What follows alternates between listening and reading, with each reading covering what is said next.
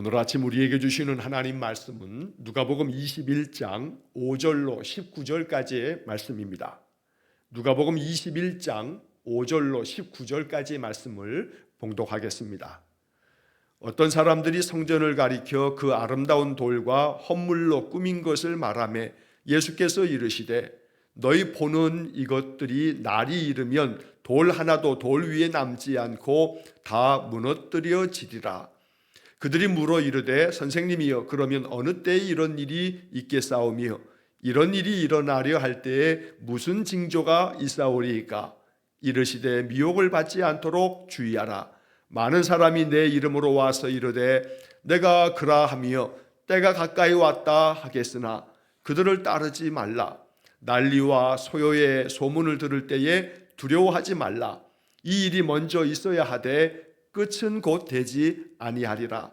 또 이르시되 민족이 민족을 나라가 나라를 대적하여 일어나겠고 곳곳에 큰 지진과 기근과 전염병이 있겠고 또 무서운 일과 하늘로부터 큰 징조들이 있으리라.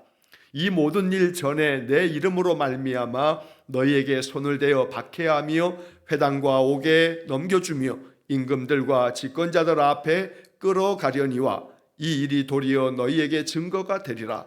그러므로 너희는 변명할 것을 미리 궁리하지 않도록 명심하라. 내가 너희의 모든 대적이 능히 대항하거나 변박할 수 없는 구변과 지혜를 너희에게 주리라. 심지어 부모와 형제와 친척과 벗이 너희를 넘겨주어 너희 중에 몇을 죽이게 하겠고 또 너희가 내 이름으로 말미암아 모든 사람에게 미움을 받을 것이나 너희 머리털 하나도 상하지 아니하리라. 너희의 인내로 너희 영혼을 얻으리라. 아멘.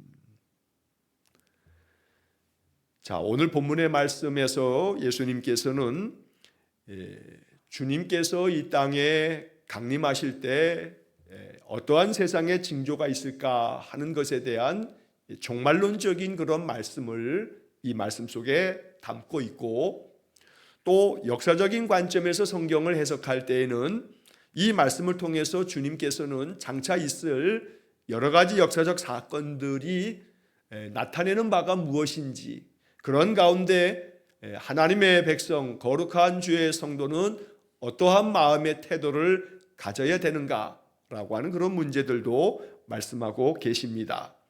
종종 성경에 장차 있을 일들에 대한 주님의 이런 말씀들이나 또 선지자들의 말씀이나 계시록의 말씀들을 가지고 더러는 나타나고 있는 이 사회적인 세상의 여러 가지 사건들 또 그런 많은 일들을 바라보면서 단순히 문자적으로 이런 일이 있으니 성경에 이렇게 되어져 있다. 그래서 성경에 이것이 지금 이 시대를 말하는 것이다 라고 이렇게 해석하면서 사람들에게 종말론적인 그런 어떤 위기의식과 또 겁박에 가까울 정도로 그 마음의 공포심을 불러일으키는 그런 성경 해석을 하는 이들이 있습니다.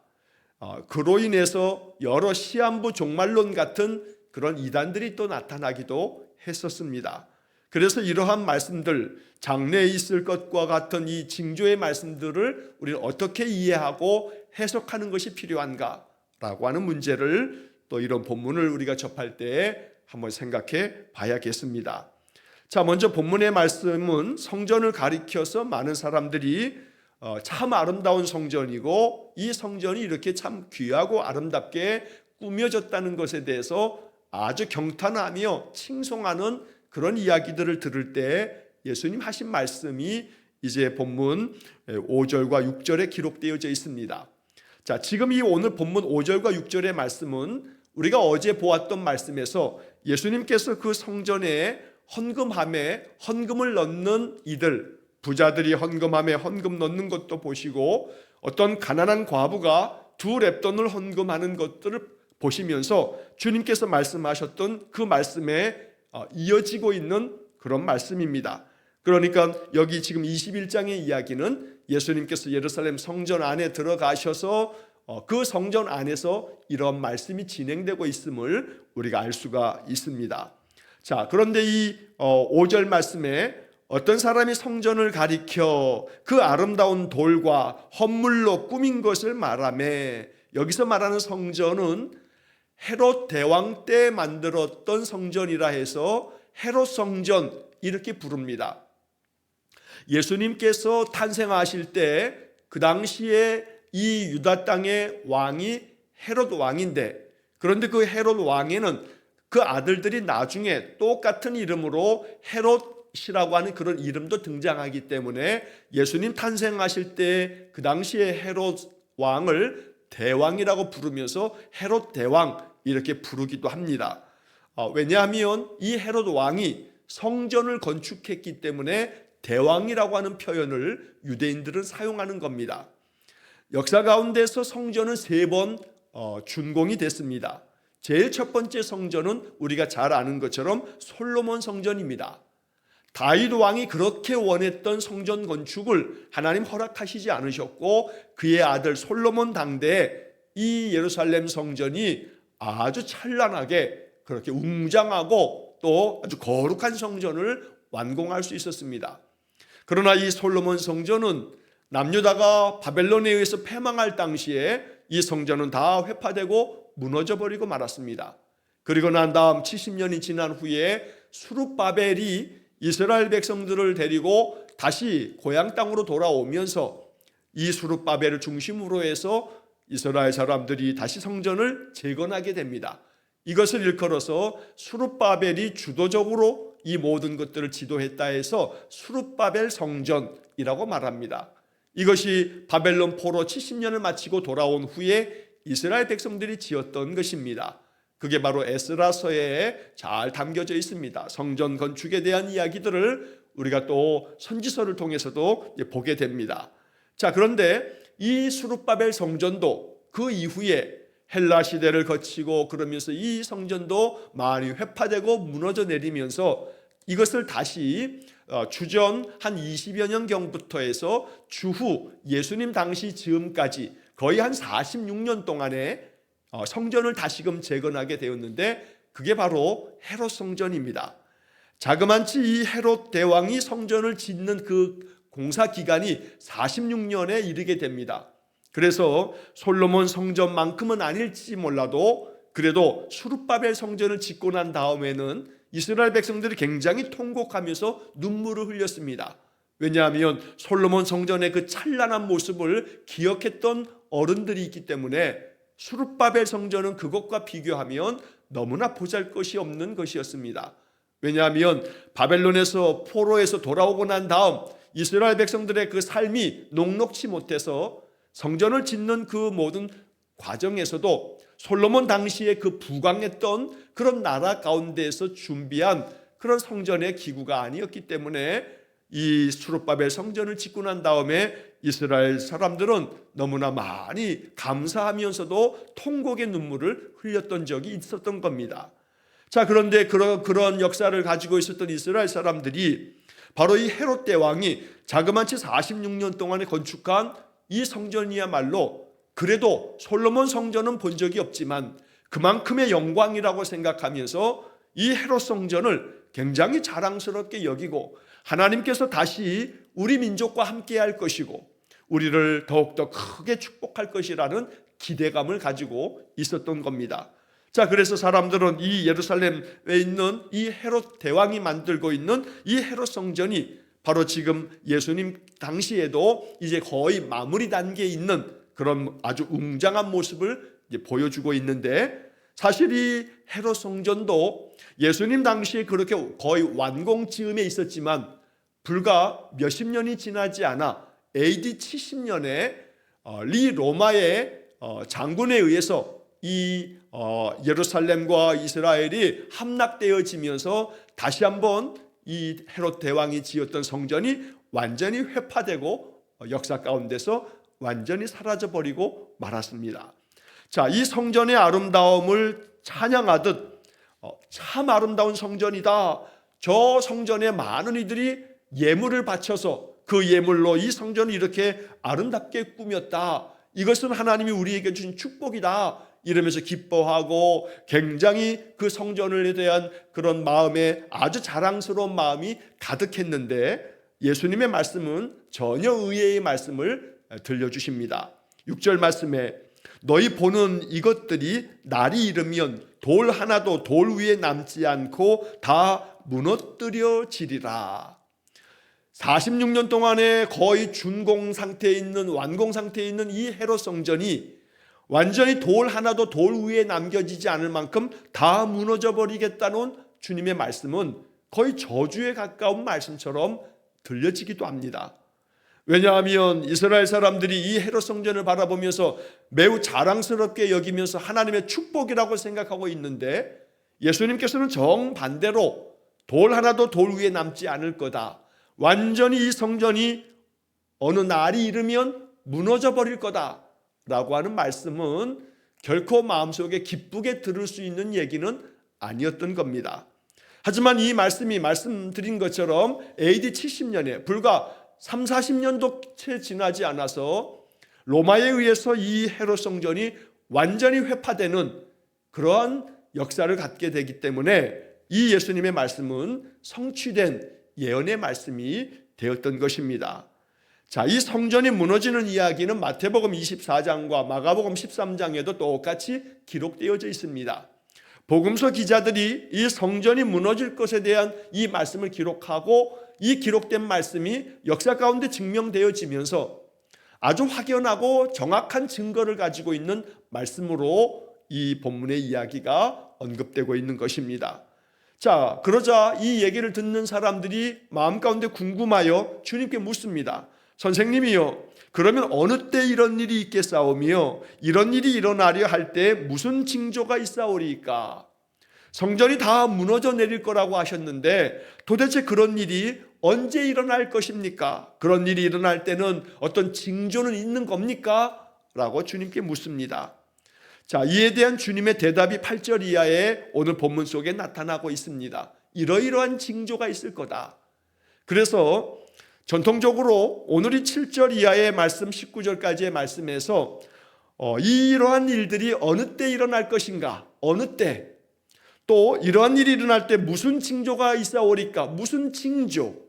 그래서 어떤 징조가 나타나기만 하면 바로 이러한 일이 일어나는 그런 때인가 보다 라고 생각하면서 바로 이 성경을 문자적으로 전쟁이 일어나면 또 지진이 일어나면 또 전염병이 돌기만 하면 본문에 나오고 있는 10절과 11절 말씀을 근거로 해서 봐라, 지금 나라와 나라들이 전쟁을 벌이고 있지 않느냐, 지금 이렇게 큰 지진으로 말미암아 엄청난 재난 상태에 있지 않느냐, 전염병으로 말미암아 이렇게 많은 이들이 죽어가고 있지 않느냐.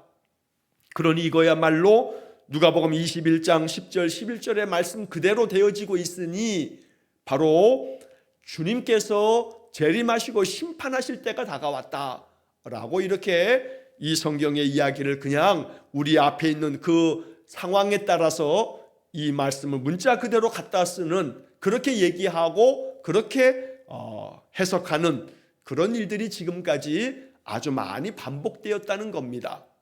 하지만 오늘 우리는 2000년 역사 가운데서 이렇게 역사 가운데 나타나는 많은 사건들이 과연 이 성경의 말씀에 그런 때를 얘기하는 것인가? 어느 때 이런 일이 있겠습니까? 바로 그 때가 지금입니까? 라고 하는 그런 질문을 우리는 항상 합니다. 사람들은 그것이 궁금한 겁니다. 어느 때 이런 일이 있겠는가? 무슨 징조가 있겠는가? 지금 우리 앞에 펼쳐진 이러한 상황은 성경이 말하고 있는 징조가 나타나기 시작한 것인가?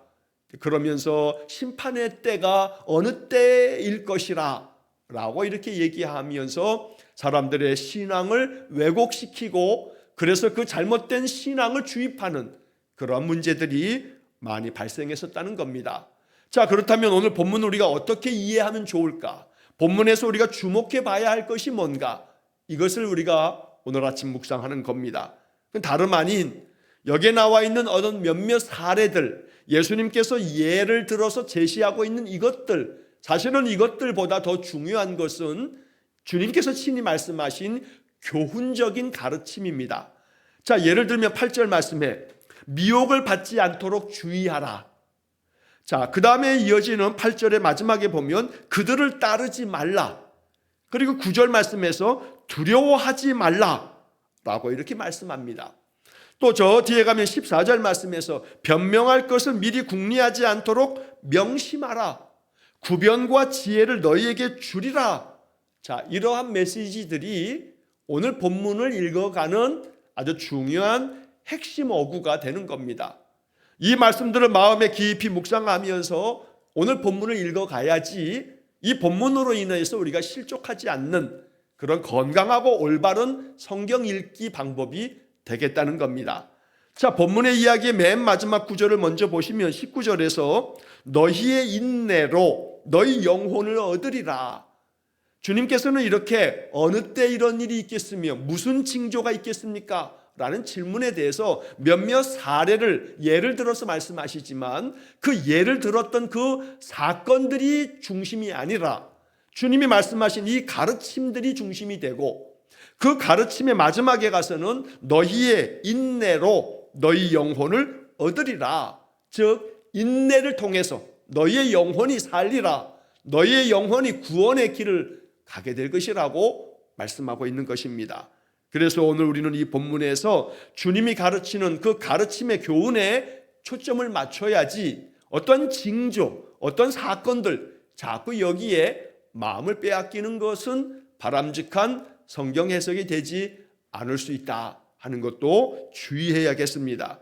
자, 그래서 8절 말씀에서 먼저 보면 미혹을 받지 않도록 주의하라. 자, 여기 미혹이라고 하는 것은 속임수에 넘어가지 말라는 겁니다. 많은 이들이 속임수를 써서 사람들을 속이는데 많은 사람이 내 이름으로 와서 이르되 내가 그라 하며 때가 가까이 왔다 하겠으나, 자, 지금까지 2000년 동안에 내가 예수다, 재림한 예수다 라고 말하는 자들이 참 많았습니다. 그러나 그런 모든 자들의 얘기는 너희들을 속이는 얘기니 미혹되지 말아라 라고 주님 말씀하십니다. 그래서 그들이 아무리 내가 바로 그라, 내가 바로 재림한 강림한 메시아 그리스도가 된다 라고 이야기해도 그들을 따르지 말라 라고 말씀합니다. 요즘도 이단들 가운데에는 내가 재림 예수라, 내가 보혜사 성령이라 이렇게 말하는 이들이 있습니다. 하나님의 교회 그 안상홍 증인회였는데 하나님의 교회를 만든 그 안상홍이라고 하는 사람도 자기 자신을 보혜사요 재림 예수라고 주장하다가 그도 죽었습니다. 안상홍은 죽었지만 안상홍의 부인 그 장결자라고 하는 여자를 하늘 어머니라고 떠받치고 있는 겁니다. 그게 바로 하나님의 교회라고 하는 곳의 실체입니다. 또 신천지의 이만희도 역시 마찬가지입니다. 자기 자신을 보혜사의 성령으로 그렇게 얘기하면서 뭐 처음에는 그렇게 얘기하지 않지만 나중에 더 들어가 보다 보면 결국 자기가 보혜사 성령이라고 이렇게 가르치고 이야기하는 그런 이단들이 자꾸 이 세상에 더 득세하고 있는 그러한 모습을 보게 됩니다. 그래서 오늘 우리는 이렇게 시대마다 내가 재림 예수라, 내가 보혜사 성령이라 이렇게 주장하며 얘기하는 사람들이 있을 때 그들을 따르지 말라 했건만 그들을 따르는 무리들이 얼마나 많은지 모릅니다. 자, 그 다음 이어지는 9절 말씀에 보면 난리와 소요의 소문을 들을 때에 두려워하지 말라. 이 일이 먼저 있어야 하되 끝은 곧 되지 아니하리라. 난리와 소요의 소문을 듣는다. 자, 많은 전쟁과 난리가 납니다. 그런 소문을 들을 때에 중요한 것은 어떤 상황에서도 두려워하지 말라라는 것입니다. 100여 년 전쯤에 1차 세계대전이 벌어지고 또 얼마 지나지 않아서 2차 세계대전이 벌어지면서 전 세계가 완전히 전쟁에 아주 쑥대밭이 돼버렸습니다. 자, 이 2차 세계대전이 끝나면서 물론 우리도 36년 세월 그 일제 그 압제 가운데서 고통을 겪다가 2차 세계대전이 종전 끝나게 되면서 결국 일본이 패망하게 되는 역사를 갖게 된 것이 100년도 채 되지 않은 그런 현대사입니다. 자, 이렇게 1차 세계대전과 2차 세계대전은 인류 역사 지금까지의 그 역사 가운데서 이만큼의 전쟁이 벌어진 때가 없었습니다. 거의 100년의 한 세기 가운데 반세기에 가까운 세월 동안에 온 세상이 전쟁의 그 포화 속에 죽어갔습니다. 자, 그때 사람들은 이 많은 전쟁이, 이 큰 나라 간의 전쟁이 많은 나라들의 전쟁에 참여하면서 고통하게 되는 이러한 모습을 보면서 바로 하나님의 그 심판의 때, 온 세상의 종말의 때가 다가왔다라고 하는 그런 이들이 또 그 당시에도 있었던 겁니다. 하지만 중요한 것은 그러한 것들을 통해 이렇게 성경의 이야기들을 갖다 붙이는 것이 아니라 이 말씀이 담고 있는 가장 핵심 메시지는 미혹을 받지 않도록 조심해라. 미혹하는 자들을 따라다니지 마라. 그를 따르지 마라. 그리고 어떤 상황 앞에서도 두려워하지 말라라고 하는 말씀들을 마음에 새기는 것이 중요합니다. 상황은 역사마다 계속해서 바뀌고 또 변화되고 또 다른 상황이 어떤 경우에는 더 크고 더 심각한 상황이 벌어질 수도 있습니다. 그러나 항상 우리는 지금이 하나님의 심판의 때인가, 온 세상의 역사적인 종말의 때인가 라고 하는 때나 또 징조에 대한 관심보다는 그렇게 어떤 때가 우리 앞에 펼쳐져도 내 마음, 나의 중심, 내 삶은 어찌 돼야 되는가, 미혹을 받지 않도록 주의하고 또 어떻게든 미혹하는 자들을 분별하여 따르지 않고 어떤 상황 앞에서도 두려워하지 않는 그러한 믿음 안에서 하나님을 의지하며 담대하게 그 모든 인생에 펼쳐진 상황들을 맞아들일 수 있는 그러한 마음을 갖는 것이 오늘 이러한 말씀들을 우리의 삶 속에 적용하는 것이 되겠습니다. 자, 말씀드린 것처럼 10절과 11절에 민족이 민족을, 나라가 나라를 대적하여 일어나겠고 곳곳에 큰 지진과 기근과 전염병이 있겠고 또 무서운 일과 하늘로부터 큰 징조들이 있으리라. 자, 성경을 해설하는 많은 이들이 여기 11절 하반절에 보면 무서운 일과 하늘로부터 큰 징조들이 있으리라 라고 이렇게 이야기하는 부분을 이해할 때 아마도 이 무서운 일과 하늘로부터 큰 징조들이 있겠다 라고 하는 것은 바로 천체, 우리가 이렇게 하늘을 바라보면 지구에 붙어있는 달도 그렇지만 또 태양계 안에는 여러 행성들이 있기도 하고 이 태양계는 태양을 중심으로 공전하면서 이 천체들이 운행되고 있지만 이 태양이라고 하는 것이 과연 어떻게 변모가 될지 사실은 알지 못합니다. 또 동시에 많은 소행성들이 천체 가운데는 수없이 지나가는데 지금이야 과학적으로 저 미국의 나사 항공우주국에서 어떤 행성이 작은 돌덩이 같은 거라도 지구 곁으로 지나가면 이 천체 물리학을 통해서 이미 많은 그러한 우주 관측 기구들을 통해서 그것들이 언제쯤 지구를 얼만큼 사이로 지나가게 될 거라고 하는 것을 과학적인 데이터로 다 미리 예견하는 그런 과학의 시대를 살고 있습니다만, 그러나 인간이 도무지 예측하고 인간이 제어할 수 없는 것은 하늘의 큰 징조, 이것이 어떤 천체의 변화들이 아니겠는가라고 이렇게 조심스럽게 이 부분을 해석하는 그런 이들도 많습니다. 그러니까 사실 이 지구라고 하는 자그마한 우주 안에서는 정말로 먼지보다도 작은 이 지구라고 하는 이 행성 자체가 이 우주 안에 있는 많은 소행성들, 많은 해성들이 지나가면서 지구와 충돌을 하거나 또 혹은 어떤 파편들이 지구에 떨어지거나 그렇게 됐을 때 바로 이 하늘로부터 어떤 큰 징조들이 천체의 변화가 생겨질 수도 있겠다고, 이 11절의 말씀이 그러한 것들을 말씀하신 것이 아니겠느냐고 성경 해석자들이 그렇게 주석을 쓰는 것들이 많이 있다는 겁니다. 우리는 알 수 없습니다. 그렇기 때문에 시작하면서 여러 번 반복해 말씀드린 것처럼 여기 나와 있는 여러 가지 사례가, 예를 들어서 말씀하신 것들이 사실은 거기에 초점을 두는 것은 사실은 성경 읽기에 더 좋은 방법은 아닙니다. 왜냐하면 이런 일들이 벌어질 때마다 그때인가 보다, 누가복음 21장의 때가 된 모양이다, 자꾸 우리가 때에 대한 문제에 사로잡힐 수 있기 때문인 겁니다. 자, 한편 12절 이하의 말씀에서는 주님의 제자들이 박해를 당하고 고통을 당하게 되는 때가 있을 것이라고도 주님은 예언하여 말씀합니다. 12절에 이 모든 일 전에 내 이름으로 말미암아 너희에게 손을 대어 박해하며 회당과 옥에 넘겨주며 임금들과 집권자들 앞에 끌어가려니와 이 일이 도리어 너희에게 증거가 되리라. 그러므로 너희는 변명할 것을 미리 궁리하지 않도록 명심하라. 내가 너희의 모든 대적이 능히 대항하거나 변박할 수 없는 구병과 지혜를 너희에게 주리라. 박해를 당할 상황이 오게 될 것이라고 말씀합니다. 어찌 보면 지금 이 말씀에 내 이름으로 말미암아 예수님을 믿는 예수 믿는 믿음으로 말미암아 너희들이 박해를 당하게 되게끔 넘겨지게 될 거다. 그래서 회당과 옥에 넘겨지게 되고 임금들과 집권자들 앞에 끌려가게 될 거다.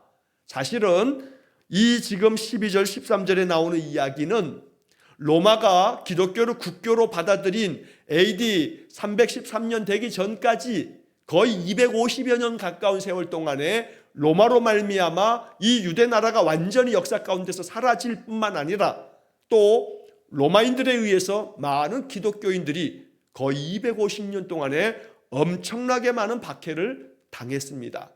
그래서 2000년 이 교회 역사 가운데 가장 극심한 박해를 당했던 때가 바로 예수님 부활 승천하신 이후에 AD 70년 나라가 망하고 난 다음부터도 그 이후로 로마가 기독교를 국교로 받아들이기 전까지 거의 250년 세월은 말할 수 없는 극심한 그런 박해의 시간이었습니다. 그래서 이 본문의 이야기는 예수님이 그러한 것들을 예언적으로 말씀하신 것이다 라고 이렇게 이해를 하기도 합니다. 그러나 그러한 박해가 그 시대로 끝났던 것은 아닙니다. 지금까지 2000년 교회 역사 가운데서도 작게 보자면 우리나라에도 150여 년 전에 한 200여 년 전에 바로 이 땅, 이 한반도 땅에도 가톨릭으로부터 엄청나게 많은 가톨릭 신자들이 박해를 당하면서 죽임을 당했습니다. 또한 공산화가 되어지면서 기독교 많은 신자들도 너무나 많은 핍박과 고통을 당하기도 했습니다. 자, 그렇기 때문에 이 박해의 시간이라는 것은 어느 역사의 한 시점에서 끝나고 다 사라진 것이 아니라 앞으로도 이 박해라고 하는 이 이야기가 어떻게 또다시 계속되어질지 사실 우리는 알 수가 없습니다. 그렇기 때문에 이러한 주님의 예언적인 말씀들은 역사 가운데서 이루어질 말씀이기도 하고 또 주님께서 종말론적으로 말세 하나님의 모든 세상 종말의 심판의 때에 있을 것으로 말씀하신 것이기도 하겠지만 역시 여기서도 중요한 것은 14절의 말씀에 어떤 상황에서든지 간에 너희들이 끌려가 박해를 당하는 상황에서라도 변명할 것을 미리 궁리하지 않도록 명심하라. 여기서 변명이라고 하는 것은 자기 변호하는 것, 자기 자신을 변호하기 위해서 무엇을 말해야 할까, 어떻게 내가 그들에 대해서 내가 나 자신을 변호할까라고 하는 거 그렇게 골똘히 궁리할 필요 없다. 왜냐하면 모든 대적들이 너희들 앞에서 어떤 것을 주장하며 너희들을 궁지에 몰아놓아도 너희들이 그때에 그들이 어떤 것도 대항하거나 반박하지 못할 만큼 구변과 지혜를 너희에게 주리라. 어찌 보면 오늘 본문의 말씀에서 우리가 마음 깊이 받아야 할 복음의 말씀이 바로 이 15절의 말씀입니다. 구변과 지혜를 너희에게 주리라.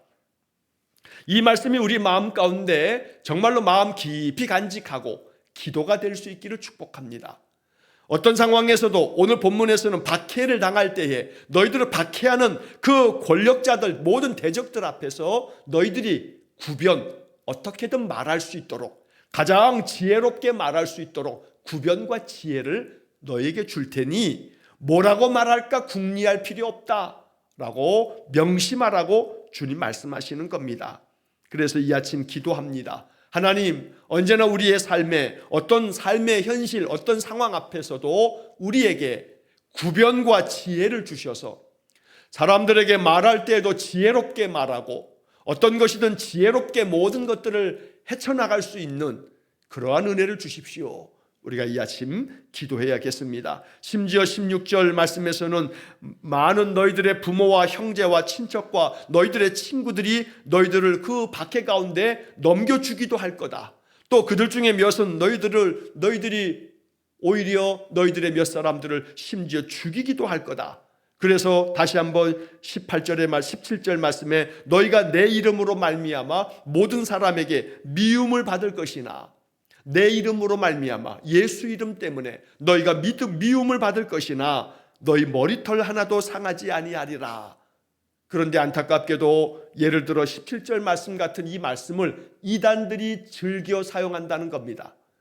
이단들이 오늘날에 이렇게 기세등등하면서도 계속해서 그들이 그 따르는 무리들에게 말하기를, 여기 누가복음 21장 17절처럼 너희들이 내 이름으로 말미암아 모든 사람에게 미움을 받을 것이나, 세상에서 저 교회들이 거짓된 교회인데 그 거짓된 교회들이 지금 우리를 이렇게 미워하고 있는 것이다 하면서 이단들은 오히려 아전인수식으로 이 말씀들이 자기들을 얘기하고 있는 거다 하고 이렇게 해석하기도 한다는 겁니다. 그렇게 사람들로 이 말씀들을 가르치면서 똘똘 뭉치게 만들면서 이단에서 벗어나지 못하도록 이러한 것들을 그렇게 해석하는 겁니다.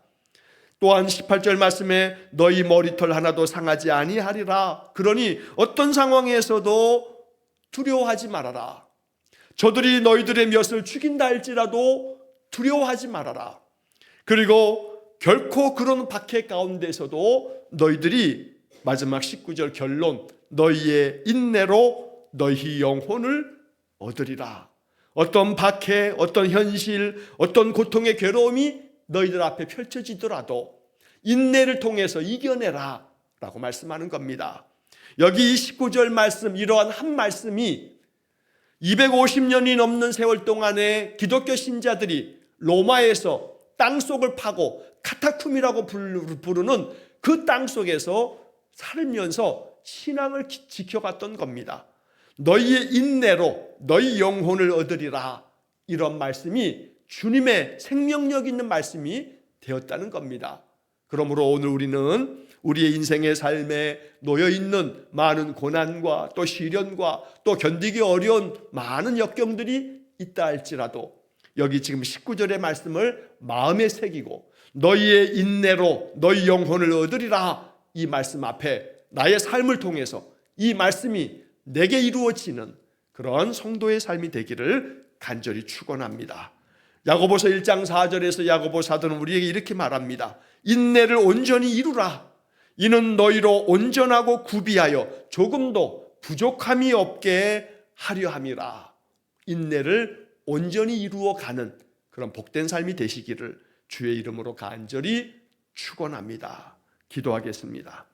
자비로우신 아버지 하나님, 아무리 겉으로 보기에는 화려하고 찬란해 보여도 그 성전이 무너져 내릴 것이라는 주님의 말씀은 결국 성전은 겉모양과 건물로 지어질 것이 아니라 거룩한 성령이 충만한 성도가 곧 성전이요 성도의 모임이 곧 교회임을 깨닫게 해 주옵소서. 그리하여 내 믿음이 내 안에 성령 충만함에 인도함을 받는 그런 성도들 되게 해 주옵시며 그러한 교회가 되게 해 주옵소서. 자비로우신 하나님, 세상에 어떤 풍조가 우리에게 들려온다 하여도 오직 견고하게 주의 말씀 따라 믿음을 지키는 우리 모두가 되기를 간절히 원합니다. 그리하여 미혹을 받지 않게 하시고 두려워하지 않게 하시고 어떤 상황 앞에서도 주께서 구견과 지혜를 주실 줄로 믿어 모든 것들을 인내로 승리하는 귀한 성도들 되게 해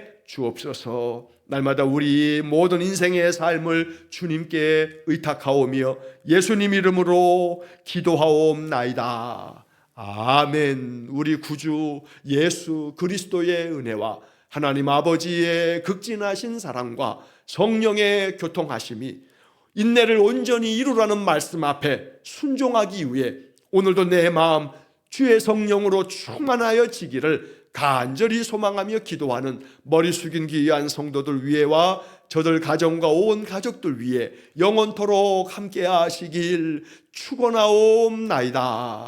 아멘.